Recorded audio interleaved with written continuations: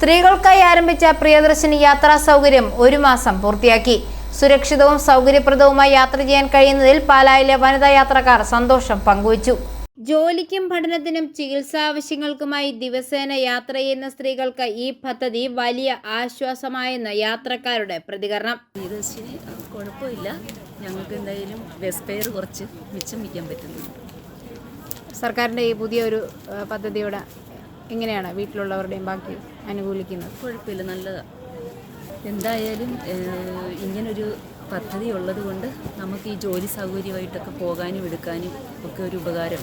യാത്രാ ചെലവ് കുറയുകയും പൊതുഗതാഗതത്തെ കൂടുതൽ ആശ്രയിക്കാൻ സാധിക്കുകയും ചെയ്തതിൽ പലരും സന്തോഷം പങ്കുവച്ചു.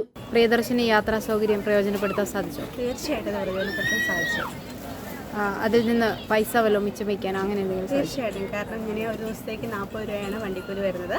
അപ്പോൾ എനിക്ക് രാവിലെയും വൈകിട്ടും പ്രിയദർശിനിയുടെ സൗകര്യം കിട്ടുന്നു. ഞാൻ ഇപ്പോൾ പ്രിയദർശിനി ബസ്സിൽ യാത്ര ചെയ്യുന്നൊരു ആളാണ്. കഴിഞ്ഞ മാസം വരെ എനിക്ക് എൻ്റെ സാലറിയിൽ നിന്നും ഒരുപാട് എമൗണ്ട് വണ്ടിക്കൂലിക്ക് ചിലവായിട്ടുണ്ട്.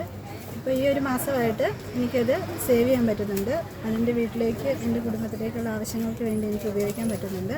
വളരെയധികം സന്തോഷം.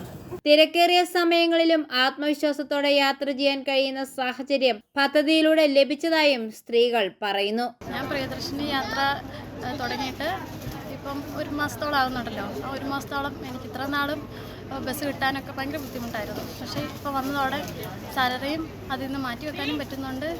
അതുപോലെ തന്നെ ബസ് സൗകര്യത്തിനും അപ്പോൾ കിട്ടുന്ന ഒരു ശമ്പളത്തിൽ നിന്ന് 4000 രൂപയോളം മിച്ചം പിടിക്കാൻ സാധിച്ചിട്ടുണ്ടോ?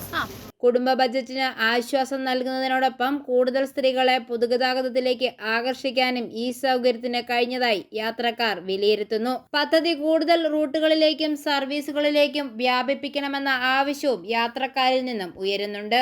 ഐഫോറിയ ന്യൂസ്, പാല.